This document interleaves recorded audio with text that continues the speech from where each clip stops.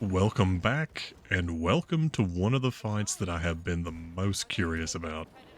I'm not going to pretend like I was super excited because if you hadn't picked it up from the previous videos, I'm not a big fan of Rajang. Rajang generally beats me to a pulp over and over and over again, and I hate every minute of having to try to actually win against him. So I was thinking, okay, well this guy's going to be the new Rajang. Well, the first time you fight him, you go into this little opening scenario here. Thing is, you're only allowed one feint, and there's two of them. And these guys are hitting decently hard. I don't think it feels unfair at all at this point, but they're a good challenge. And the NPC helping you does a pretty decent job of kind of keeping the other one's attention, so it's not like you get cornered by both of them too often. But it does happen, and that's actually what ended up feigning. A sort of classic blunder, just letting myself get cornered by two monsters, and then repeatedly beaten to death. And you'll see that happen, I believe, here.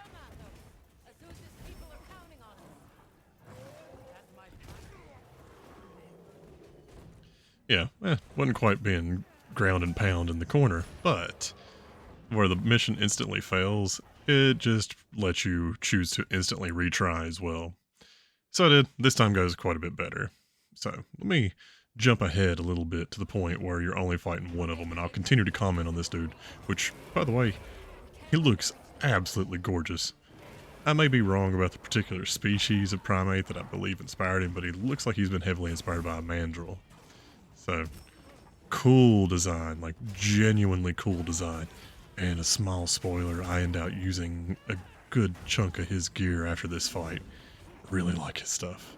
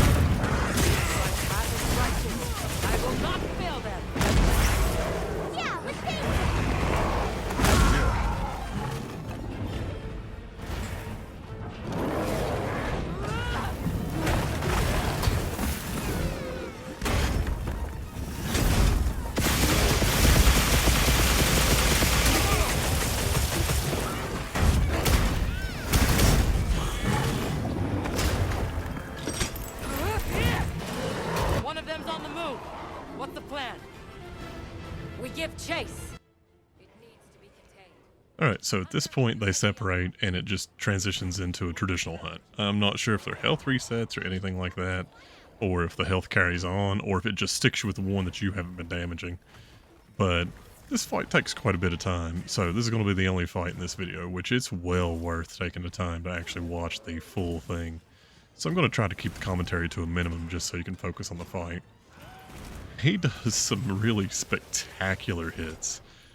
Basically what seems to happen is it reminds me a lot of Brachydios, which he's a blast creature, so that kind of makes sense, in that he just kind of slowly builds up bit by bit by bit as the fight goes.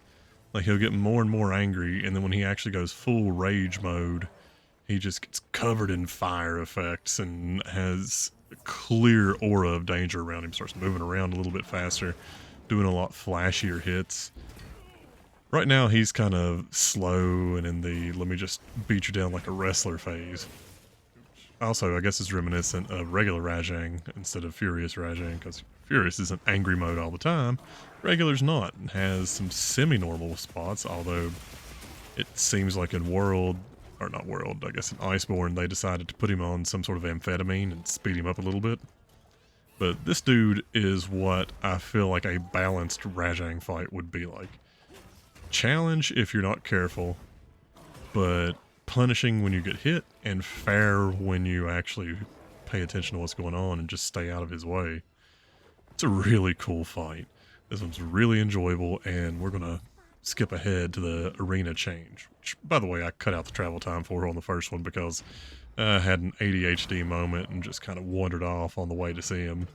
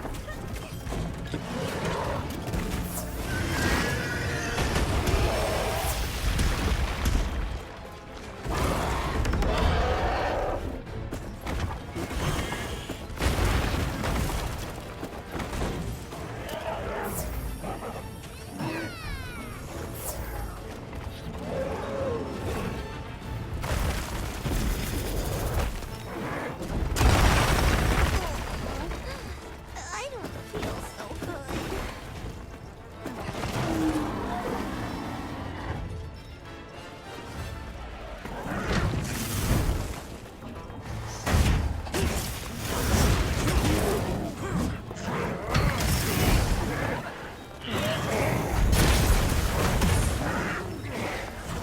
Way to out-muscle that monster! Leave this to me! Heels inbound! Look at all our ingredients. We should whip out the barbecue grill. I gathered some materials too. Check your field.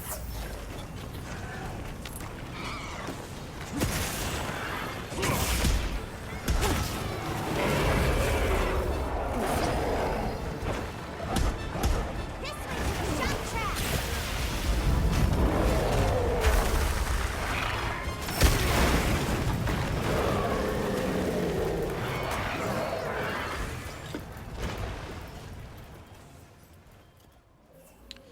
This section of the fight brings in another kind of cool point that you'll notice if you pay attention. He's fighting me in the weird oil water area. Now, he's ramped up right now, and I guess the cat dropped shock trap. I'm not really sure who put that there, but he's okay right now, but he's starting to get fired up, getting the blast really active. As he splashes around, he gets covered in oil. Oil, as far as I'm aware, doesn't really help his effects. Now, whenever he catches fires and stuff, you'll see that there's a few places that actually do light up.